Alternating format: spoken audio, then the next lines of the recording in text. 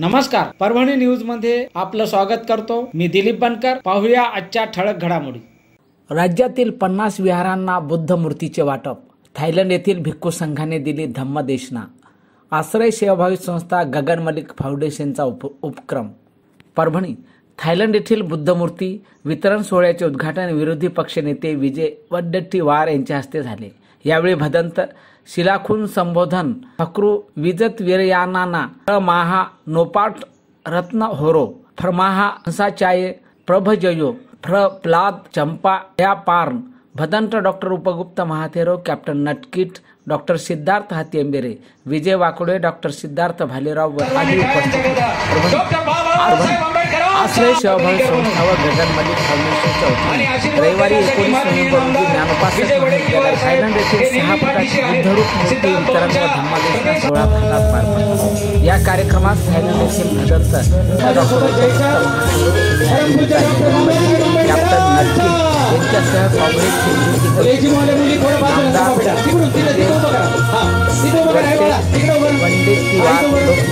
वाकोडे रिपाई राज्य उपाध्यक्ष डॉक्टर सिद्धार्थ भालेराव मुकेश बोराडे कीर्ती कुमार बोराडे पोलीस निरीक्षक परवीन मोरे HK खोबरागडे विलास खिल्लारे प्रेक्षा भांबळे आदींची प्रमुख उपस्थिती होती। प्रारंभी थायलंड येथील भिक्खू संघाच्या वतीने बुद्धवंदना घेण्यात आली। त्यानंतर आयोजक डॉक्टर सिद्धार्थ हातींबेरे यांनी प्रस्तावित केले।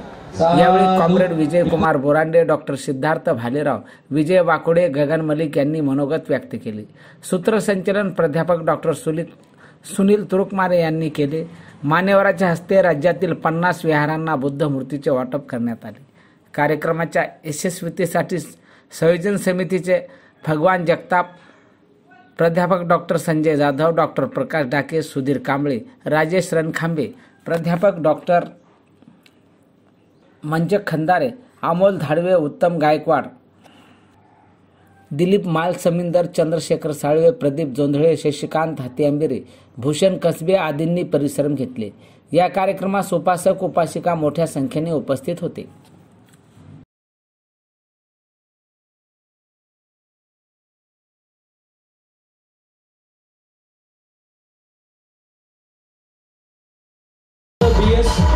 मोरे फाउंडेशन भाऊसाहेब मोरे साहेब फाउंडेशन व नालंदा भगवान गौतम बुद्ध परमपूज्य डॉक्टर बाबासाहेब आंबेडकर यांना सर्वप्रथम विनम्र अभिवादन करतो। थायलंड येथील 6 फुटाच्या बुद्धरूप मूर्तीच्या वितरण समारंभासाठी खास करून आपल्याला धम्मदेशना देण्यासाठी आलेले थायलंडचे जे आपल्यामध्ये सिनियर भंतीचे आहेत प्रा सिंगलखनजी आणि सर्व त्यांचं भिक्खू संघ मंचावर उपस्थित असलेले अखिल भारतीय भिक्खू संघाचे कार्याध्यक्ष भदंत उपगुप्तजी महाथेरो त्या सर्व भिक्खूंना मी वंदन करतो। या कार्यक्रमाला माझ्या विनंतीला मान देऊन आलेले या महाराष्ट्र राज्याचे आमच्या सर्व चळवळीचा बुलंद आवाज महाराष्ट्राच्या विधान परिषदेचा जे बाबासाहेबांच्या चळवळीचा विचार विधानसभेमध्ये प्राख्याने मांडतात असे परभणी शहरामध्ये प्रथमच आलेले या राज्याचे विरोधी पक्ष नेते माननीय विजयराजे वडेट्टीवार साहेब ज्यांच्या पुढाकारातून आणि ज्यांनी भारतामध्ये 84,000 तथागत भगवान गौतम बुद्धांच्या मूर्ती वाटपाचा संकल्प केला। सिने अभिनेते आमचे ज्येष्ठ बंधू गगनजी मलिक मंचावर उपस्थित असलेले गगन मलिक फाउंडेशनचे PS खोबरागडे साहेब मोहनरावजी वाकोडे विकास तायडे विनयपतीजी डोंगरे विशाल कांबळे आमचे वाघमारे, या संयोजन समितीमध्ये माझ्या गेल्या अनेक दिवसापासून चळवळीत काम करते असे माझे सहकारी राजेश रणकामे, सुनील दुर्गमाने, सुधीर कांबळे, चंद्रशेखर साळवे, प्रदीप जोगळे, उत्तमांना गायकवाड, शशिकांत हत्तीआंबिरे, अंबादास तोचंद्रे, अमोल धाडवे, मकरंद बाणेगावकर, सत्यशील दबडगे, हर्षवर्धन गायकवाड व मज्जा खंदारे आणि या कार्यक्रमाला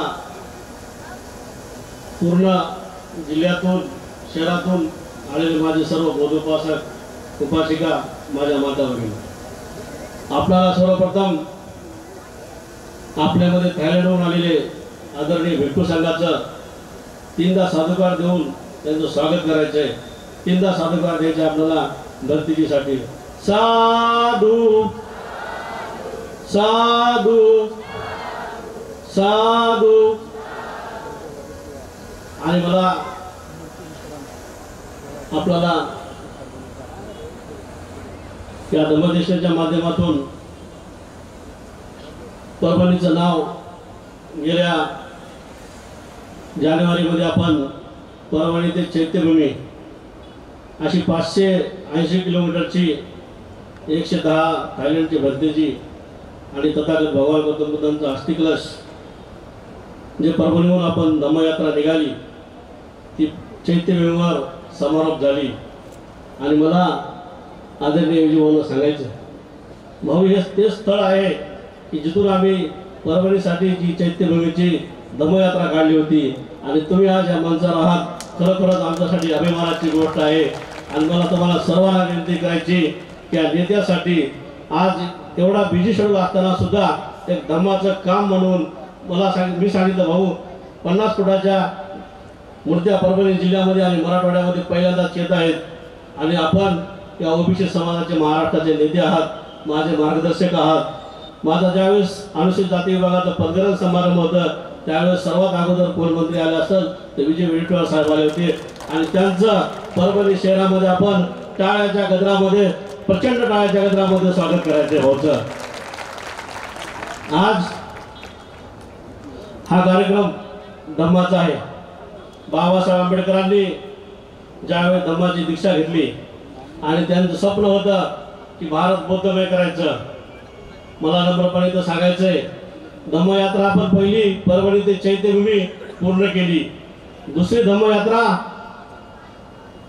5 मेला दीक्षाभूमी नागपूर ते धर्मशाळा आणि धर्मशाळा ते लेह लडाख अशी दुसरी धम्मयात्रा आपण पूर्ण यशस्वी केली.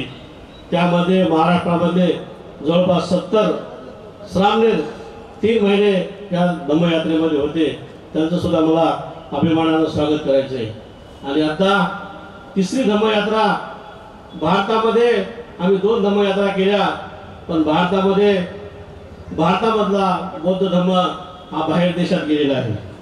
आणि तो देशातला परत आणण्याचं आणि पुन्हा बाहेरच्या देशाचे आणि भारताचे संबंध बौद्ध आणण्याचे घट्ट करण्यासाठी 20 डिसेंबर ते 20 जानेवारीला आम्ही 50 श्रामणेर आणि 50 उपासक असे मिळून थायलंड येथे बँकॉकमध्ये तिसरी धम्मयात्रा भारतातून थायलंडमध्ये करत आहोत. आणि पुन्हा आम्ही क्रांती करत आहोत बाबासाहेब आंबेडकरांचे विचार पुढे नेण्यासाठी. हे सुद्धा मला इथं नम्रपणे सांगायचे. आमचे धम्मबंधू गगनजी मलिक 2014 मध्ये त्यांनी दीक्षा घेतली आणि धम्मामध्ये आपले आले. बौद्ध धम्म स्वीकारला. त्यांच्या माध्यमातून पूर्ण बुद्ध विहारामध्ये 84,000 मूर्त्यापैकी आपण 2 टप्पे परभणी शहरामध्ये केले. एक अक्षदा मंगल कार्यालयामध्ये आणि दुसरा टप्पा इथं. मला आनंदाने आणि सर्वांना सांगायचं की आपण 50 मूर्त्या पूर्ण महाराष्ट्रामध्ये हर जिल्ह्यामध्ये जाणार आहेत परभणी शहरातून. आणि 5 राज्यामध्ये या तथागत भगवान गौतम बुद्धांच्या मूर्ती परभणी शहरातून जाणार आहेत. हे परभणीकरांसाठी अभिमानाची गोष्ट आहे. मला मुद्दा मी इथं सांगायचं आहे. आज या समारंभाच्या माध्यमातून तथागत भगवान गौतम बुद्धांचे विचार आचरण आणि पालन झालं पाहिजे। हे मूर्ती वाटपाचा जे गगनमौली यांचा संकल्प आहे, या 20 ते 25,000 मूर्तीचा संकल्प त्यांचा पुढे झालेला आहे। येणाऱ्या काळामध्ये सुद्धा बऱ्याच जणांनी मला फोन केले की आम्हाला मूर्ती पाहिजे।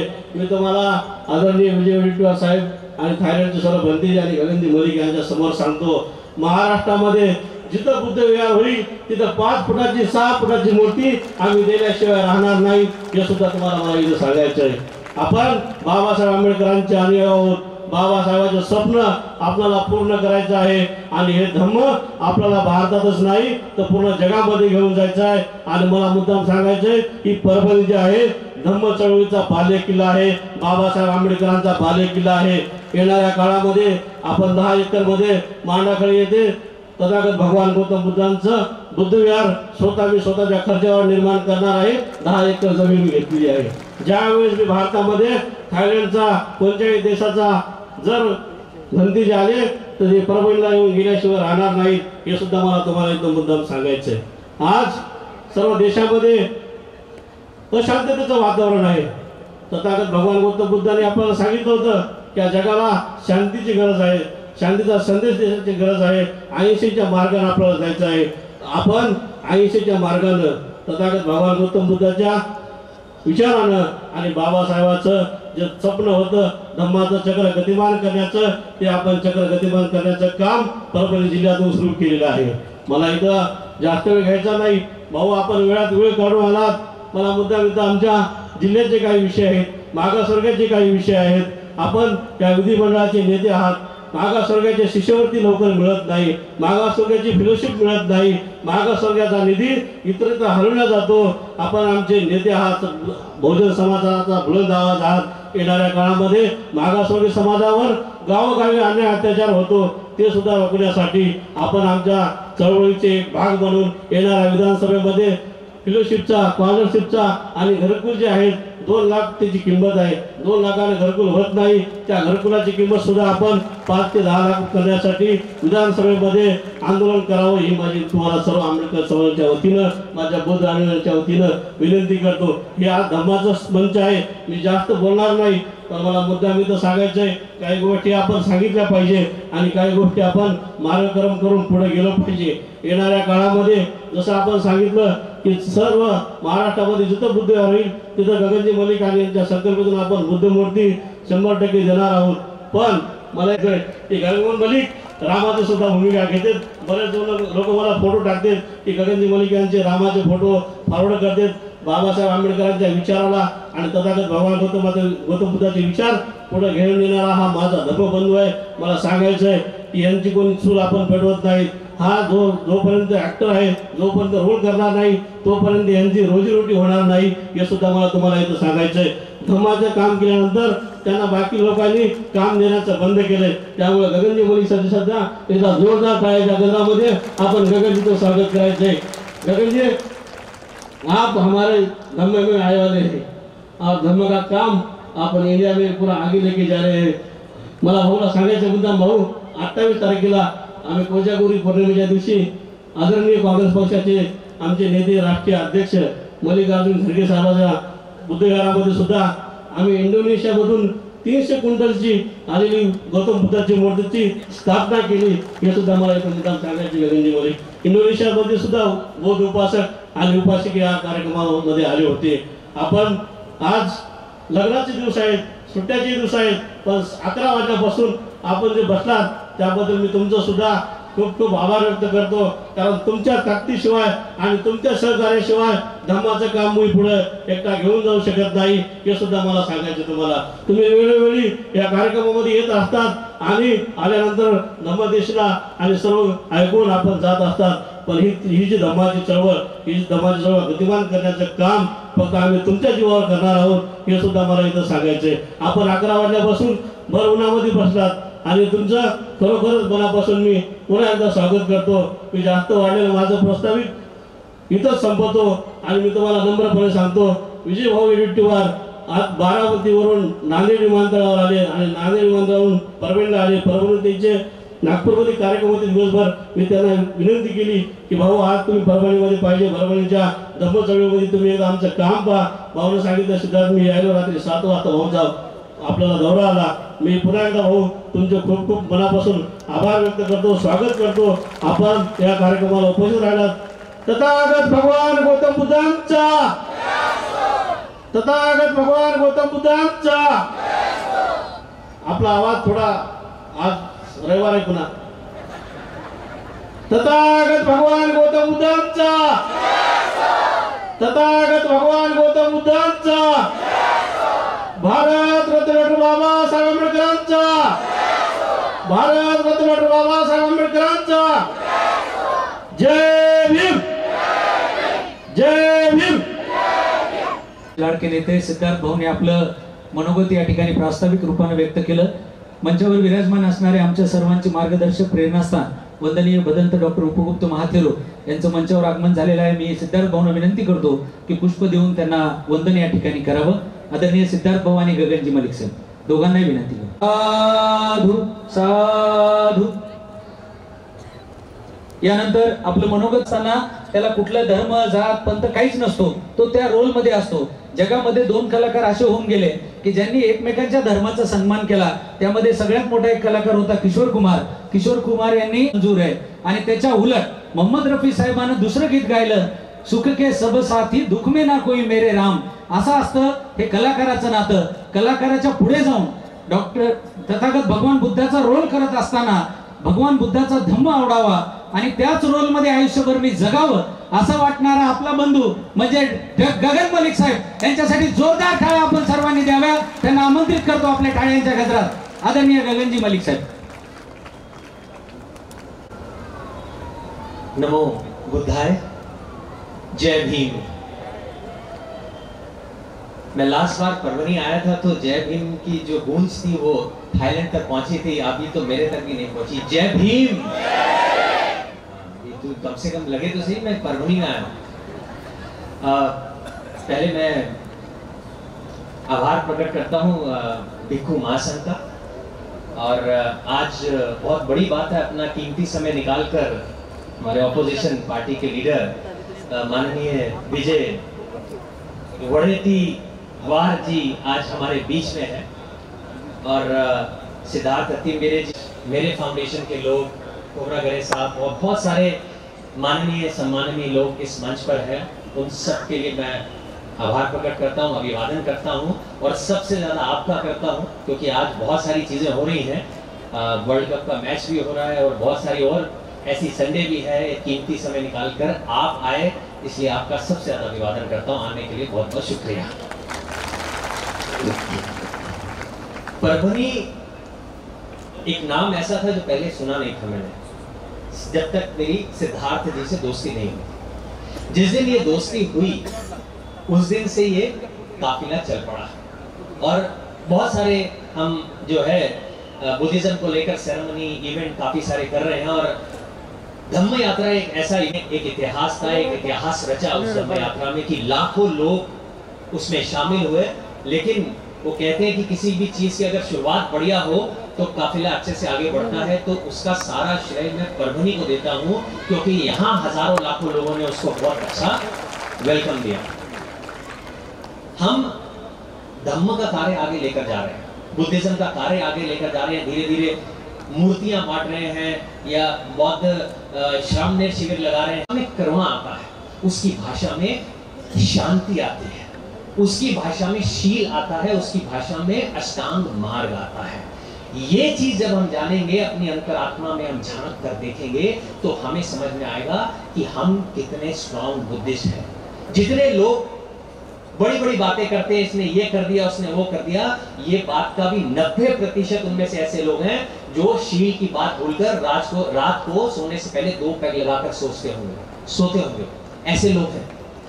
हमें ये समझ में आना चाहिए, अगर हम बाबा साहब का सपना पूरा करने की ओर आगे बढ़ रहे हैं, बौद्ध में भारत की ओर आगे बढ़ रहे हैं, तो हमें सभी धर्मों का सम्मान करना होगा. हम सभी धर्मों का सम्मान करेंगे, वही तो खूबसूरती है बुद्धिज्म की. कि आइए देखिए हम आपका सम्मान करते हैं, लेकिन एक और उसका सबसे बड़ा एग्जाम्पल में पला बड़ा, मैंने फिल्म की श्रीलंका में, और वही कारण था मैंने बौद्ध धर्म अपनाया, वो भी श्रीलंका में। अपनाकर मैं भारत में आया, मैंने बाबा साहब को पढ़ा। बाबा साहब को पढ़ने के बाद मुझे लगा कि जो उन्होंने किया वो एक बोधिसत्व कर सकता है, नॉर्मल इंसान ऐसा काम कर ही नहीं सकता, और मेरे लिए बहुत बड़ी इंस्पिरेशन बन गए मेरे जीवन में। और अब मैं जय भीम बोलने में भी बहुत फक्र महसूस करता हूँ, और पूरे भारत में और अंतरराष्ट्रीय लोगों को ये कह दिया कि अगर भारत में आप जाते हैं, आपका नमो बुद्धाय भी अधूरा होगा जब तक आप जय भीम नहीं कहेंगे। उसका कारण केवल एक है, उसका कारण यही है कि आज जितने भी बुद्धिस्ट लोग आज आप भारत में देख रहे हैं, उसका कारण केवल केवल और केवल बाबा साहब अंबेडकर ही हैं। बुद्धिस्ट, ये जो बुद्ध की प्रतिमाएं आप देख रहे हैं, ये थाईलैंड के लोगों ने दान की कि हम बुद्धिज्म का प्रचार प्रसार कर रहे हैं, लेकिन ये मेरा अंतिम गोल नहीं है। अंतिम गोल तो यह है कि घर घर में किसी प्रकार से मैं धम्म को पहुंचा सकूं। आज ये पूरे भारत में अलग अलग विहारों में मूर्तियां जाएंगी। मूर्तियां क्यों दी? मैंने भी बहुत सारे विहारों में जब मैं गया, मैं श्रीलंका में विहारों में गया, मैं थाईलैंड में गया, मैं कंबोडिया में गया, मैं वियतनाम में गया, बड़े बड़े विशाल उन्होंने विहार बना रखे, देख के अचंभित हो जाएंगे, आपकी आंखें खुली की खुली रह जाएंगी। लेकिन जब मैं भारत के बुद्धिस्ट विहारों में गया तो मेरी आंखों से आंसू छिल गए। उसका कारण ये था, कई जगह मिट्टी की मूर्ति, कई जगह मूर्ति टूटी हुई है, कई विहार बेचारा बड़ा है लेकिन एक छोटी सी मूर्ति उन्होंने वहां रखी हुई है, कई जगह पे जाले लगे हुए हैं, उनके पास मूर्ति नहीं है। तो वो देख के मुझे लगा कि जैसे सम्राट अशोक ने 84,000 स्तूप बनवाए थे, मैं 84,000 स्तूप तो नहीं बनवा सकता क्योंकि मैं तो सम्राट अशोक नहीं हूं, लेकिन 84,000 मूर्तियां पूरे भारत में बांटने का काम करने की कोशिश कर सकता। 20,000 से ज्यादा मूर्तियां बांट दी गई हैं, और ये सारे जो काम है ये कभी वितरण सोहळ्याला उपस्थित थायलंडवरून आलेले कॅप्टन नटकिन, नटकीट, सिने अभिनेते आणि बौद्ध धर्माचे उपासक, अध्यक्ष गगन मालिक फाउंडेशनचे श्री उपासक गगन मलिकजी, आमचा लढवय्या कार्यकर्ता आणि पदाधिकारी, नेता सगळ्या रूपामध्ये तो वावरत असतो। या कार्यक्रमाचं निमंत्रण आणि आयोजक डॉक्टर सिद्धार्थ हत्यांबोरे, अध्यक्ष महाराष्ट्र प्रदेश काँग्रेस कमिटी अनुसूचित जाती विभाग, या ठिकाणी उपस्थित असलेल्या आमच्या विजयराव भांबळेंच्या कन्या कामरेड भाई कीर्तिकुमार बुरांडे, मंचावर असलेले या आयोजन समितीचे सर्व सन्माननीय सदस्य, थायलंडवरून आलेले सर्व आदरणीय भिक्खू आणि गगन मलिक फाउंडेशनचे सर्व सदस्य, या मंचावर असलेले सर्व मान्यवर आणि उपस्थित माझ्या सर्व उपासक उपासिका बांधवांनो, भगिनींनो आणि मित्रांनो, मला उशीर झाला त्याबद्दल, आपल्याला त्रास झाला त्याबद्दल आपल्या सगळ्यांच्याकडे मी सर्वप्रथम माफी मागतो।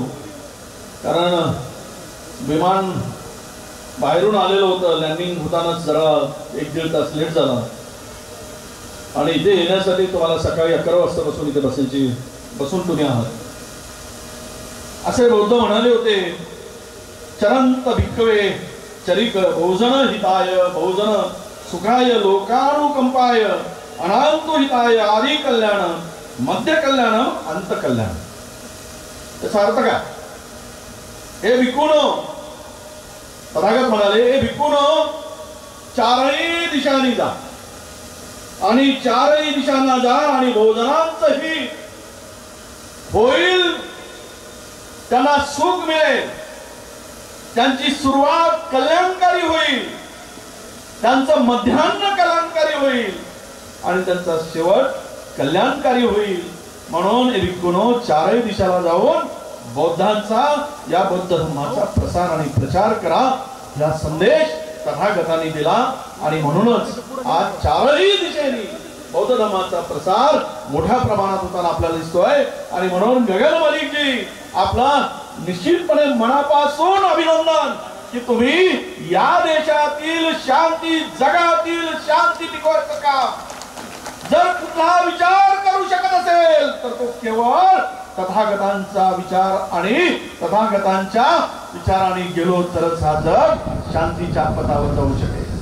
नाहीतर एकमेकाशी भांडण करून हा जग नष्ट होईल. म्हणून तुम्ही ओळखलात पण आम्ही ओळखू शकलो नाही, हेही नक्की दुर्दैवाने या ठिकाणी सांगावं लागतं. आता आपल्या सगळ्यांना माहिती आज या देशामध्ये आणि भारतामध्ये सर्वात मोठं धर्मांतर नागपूरमध्ये 14 ऑक्टोबर 1956 झालं. 5 लाख लोकांची उपस्थिती होती. बाबासाहेबांनी बौद्ध धर्मच का स्वीकारला? त्यांच्याकडे अनेक धर्माची लोक जाऊन बसत होते की आमच्या धर्मात. एक विचार करा, आज धर्माला धर्माशी लढवलं जात आहे, जातीला जातीशी लढवलं जात आहे. जर बाबासाहेबांनी दुसरा धर्म स्वीकारला असता, एक कल्पना करा, जर बाबासाहेबांच्या डोक्यामध्ये मुस्लिम धर्म स्वीकारण्याचा जर विचार आला असता तर या भारताचे 2 तुकडे करावे लागले असते. हा विचार आपल्या लक्षात आणला पाहिजे. आत्ताच्या या सगळ्या वर जे बसले, दिल्ली, गोपीचंद, फेकूचंद, तोडरमल वगैरे असे बसले ना तिकडे, हा लोकांचा विचार जो आहे देश तोडणारा विचार. पण बाबासाहेबांचा विचार हा भारताच्या शांती आणि समृद्धीसाठी होता. म्हणूनच बाबासाहेबांनी बौद्ध धर्म स्वीकारला. ते आपण विसरू शकतो. आणि म्हणून ते स्वीकारण्याचं प्रमाण आता जे वाढलेलं आहे. आणि हे धर्मांतर लपवाछपवी न करता बाबासाहेबांनी केलं. जबरदस्ती केली नाही, जबरदस्तीनं माणसं आणले नाही, गाडीत भरून आणले नाही, प्रलोभन दिलं नाही. त्यावेळेस 5 लाख लोक होते, 5 लाख. आताचा आकडा बघाल, 56 नंतर वाढलेली लोकसंख्या बघाल तर हा 1-2 कोटीचा जनसागर त्याच्या उपस्थितीमध्ये राहिला असतो. आणि म्हणून बौद्ध धर्म भारताच्या भूमीत जन्मलेला हा धर्म, मूळ कुठे आहे? हा धर्म भारताच्या भूमीमध्ये जन्मलेला आहे. आणि हा धर्म खरं तर बौद्ध धर्म म्हणजे आप उस रोल में गए और मूल रोल जो है आपका वो मुझे बहुत दिल में भा गया. ऐसा लगता है कि आपके जैसे अगर हिंदुस्तान में 50 भी लोग मिल जाए तो आधा भारत बौद्धमय हुए बगैर नहीं रहेगा. ये विश्वास के साथ नहीं कहता. हम किस धर्म में जन्म लिया है ये हमारा काम, हमारे हाथ में नहीं है. और जिस विचार को हम आगे ले जाना चाहते हैं वो रोकने का काम अगर कोई करेगा तो उसको भी हम समझा देंगे कि तेरा रास्ता गलत है, हमारा रास्ता सही है. ये ताकत जो होती है वो आपने दिखा दी. ही ताकद आपण दाखवली. और मला या देशामध्ये जर बाबासाहेब नसते, बहुजनांचा पोरगा म्हणून ओबीसीतला, मला काही जण विरोध करतात. मी नाही रे बाबा कोणाच्या विरोधात, मी कोणाच्याच विरोधात, मी कशाला कोणाच्या विरोधात. मी मला वाटतं की संविधानाने जे काही दिलं असेल, बाबासाहेबांच्या संविधानाने जर बहुजनाला त्यांचा हक्क दिला असेल, पहिल्यांदा 340 कलमानुसार बाबासाहेबांनी संविधानामध्ये कुणाला अधिकार दिला असेल तर तो पहिला अधिकार ओबीसीला दिला होता. बाबासाहेबांनी विचार, आपला विचार पहिल्यांदा केला नाही तर या देशातील ओबीसीचा विचार बाबासाहेबांनी केला होता. आणि तो बाबासाहेबांनी दिलेला अधिकार, तो विचार घेऊन जर ते बोलत असेल तर मी कुणाचा दुश्मन नाही, मी कोणत्या समाजाचा विरोधक नाही, हे पहिल्यांदा आपण समजून घेतलं पाहिजे. बाबासाहेब आंबेडकरांना अभिप्रेत असलेलं जे प्रजासत्ताक होतं हे प्रबुद्ध प्रजासत्ताक होतं. हे जे आपण म्हणतो हे प्रबुद्ध प्रजासत्ताक आहे. प्रबुद्ध प्रजासत्ताक म्हणजे काय की ज्यामध्ये चारित्र्यहीन संप्रदाय पोषक परंपराबद्दल वैरपूर्ण देश, अंधश्रद्धा, दुराविचार, व्यसनाधीन झालेला जो माणूस आहे, जे कलुषित झालेला माणसाचं मन आहे, ते जोडून या विकारातून मुक्त करण्याचं काम जर कोण करत असेल तर ते बौद्ध धर्माचा विचार करतो आहे, तथागताचा विचार करतो आहे. आणि म्हणून बौद्ध धर्माची पवित्रता, उपयोगिता, न्यायिकता, जीवन जगण्याचा उच्चतम मार्ग आणि त्यामुळे आपण सर्व विकारापासून मुक्ती प्राप्त करू शकतो, हे केवळ तथागतांच्या धर्मामध्ये आहे, बाबासाहेबांच्या धर्मामध्ये आहे. आणि त्याचा नक्कीच आम्हाला अभिमान आहे. बांधवांनो, भगवान बुद्धांनी बुद्धत्व प्राप्तीनंतर 45 वर्ष लोककल्याणाचं श्रमदान केलंय, कार्य केलं आणि धम्मदान दिलाय व कित्येक लोकांना भयमुक्त होण्याचा मार्ग दाखवण्याचं काम केलंय. त्यातून त्यांनी दुःख सुखाचा उगम, दुःख विरोध आणि दुःख निरोधाप्रत नेणारा मार्ग यातील मर्म त्यांनी दाखवलाय. सुरुवातीला तथागतांनी इशिपतन सारनाथ येथे 5 परिवाचकाचा धम्मचक्र प्रवर्तन सूत्र उपदेशून उपसंपदा दिली व पहिल्या धम्मचरांचा शुभारंभ केला, हे आपल्याला माहित आहे. वाराणसीचा धनिक पुत्र वाराणसीच्या आसपासच्या 500 तरुणांना त्यावेळेस त्यांनी वयाच्या 45 वर्षी दीक्षा दिली, धम्मदीक्षा दिली आणि या सर्वांना अर्थपद प्राप्त झाले. 45 वर्ष धम्म प्रचारार्थ विचार केल्यानंतर महाकारुणिक तथागतांनी मल्ल गणराज्याची स्थापना राजधानी कुशीनारा येथे वैशाख पौर्णिमेच्या उत्तरारात्री महापरिनिर्वाण केले, महापरिनिर्वाण झाले. बांधवांनो, खरं तर हा धम्म भगवान बुद्धाचा जन्मापूर्वीचा काळ भारतीय इतिहासातील आपल्या सगळ्यांना माहित आहे की तमोयुगापैकी एक काळ होता आणि एक काळ होता त्यामध्ये प्रज्ञेच्या दृष्टीने हे जग पूर्ण हे मागासलेलं आणि नैतिकता नसलेलं होतं. पण धम्माच्या विचाराने आणि तथागतांच्या विचाराने मात्र त्यातून जे काही नाते सुद्धा माहित नव्हते ते नाते आज आम्ही विचार करतोय की आमचे नाते दुसऱ्यांशी काय आहे. बहीण भावांचे नाते, आई मुलांचे नाते, पत्नी आणि पतीचे नाते, ही नैतिकता नव्हती, एवढा मागासपणा होता तमयुगामध्ये. त्यातून धम्माच्या दिशेने माणूस म्हणून जोडण्याचं काम आणि माणुसकी देण्याचं काम तथागतांच्या विचारातून झालं.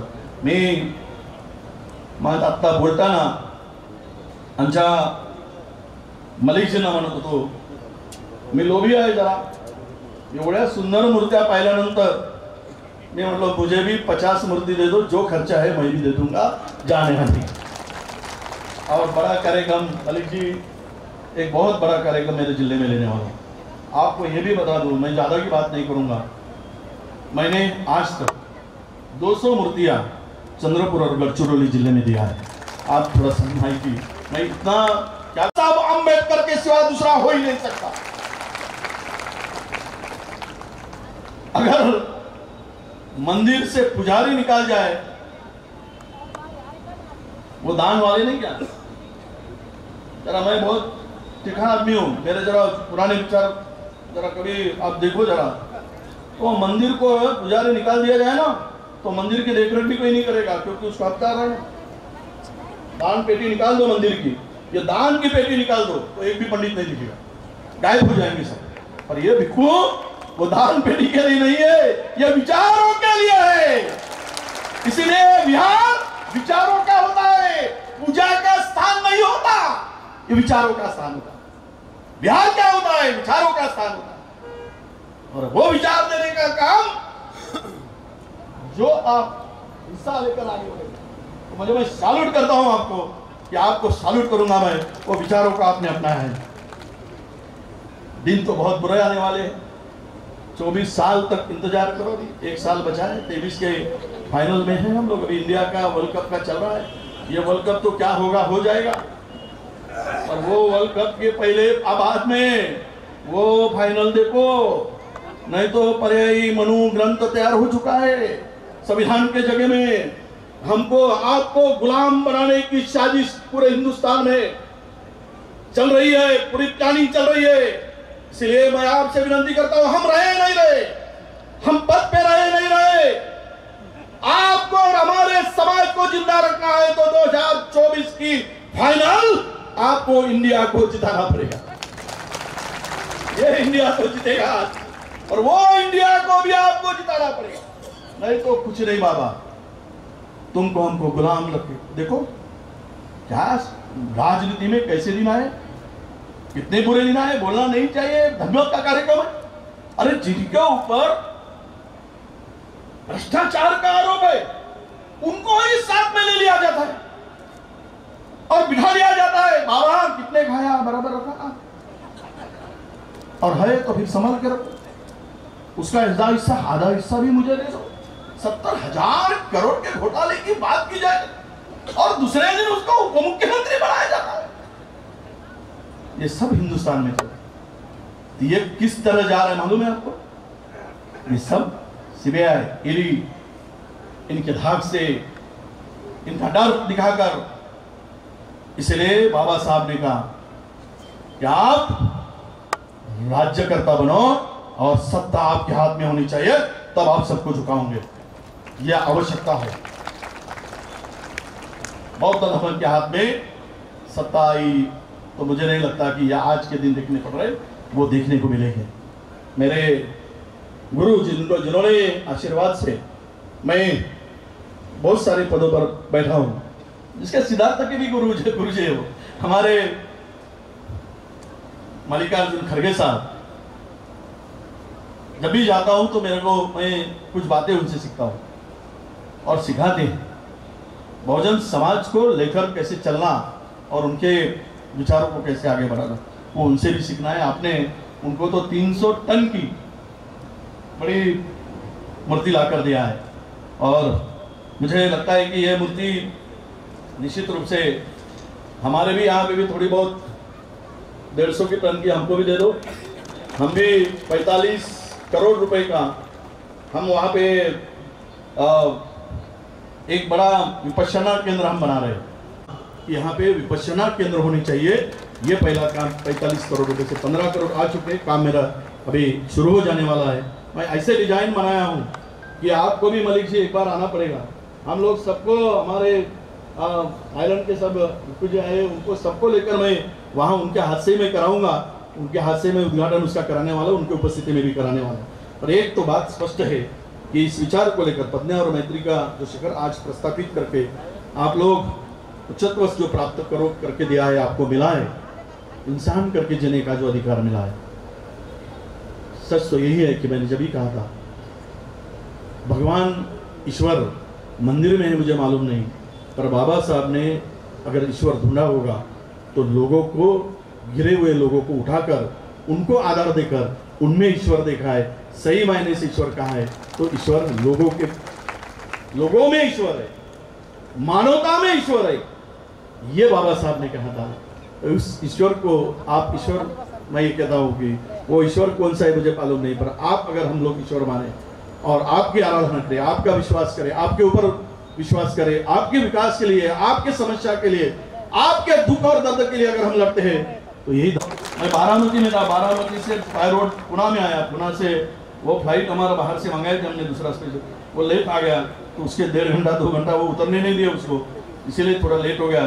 पर एक बात ये कहूँगा कि आप सब, तथागत ने कहा था, सब पापस्य करन कुशल उपसंपदा सचित्त पारियदंपन एक बुद्धान शासन धम्मचर्य सुचरित न तुचरित चरे धम्मचरी सुखसेती अस्मी लोके परन्मीच।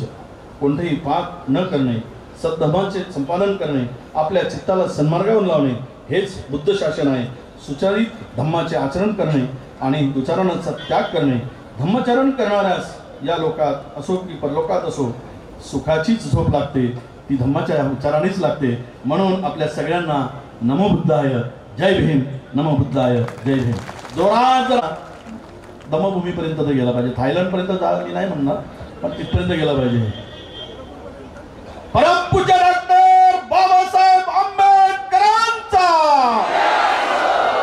अर्धे हात उठले, अर्धे उठलेच नाही. हात वर करायला काय, जोरानं घ्या ना जरा.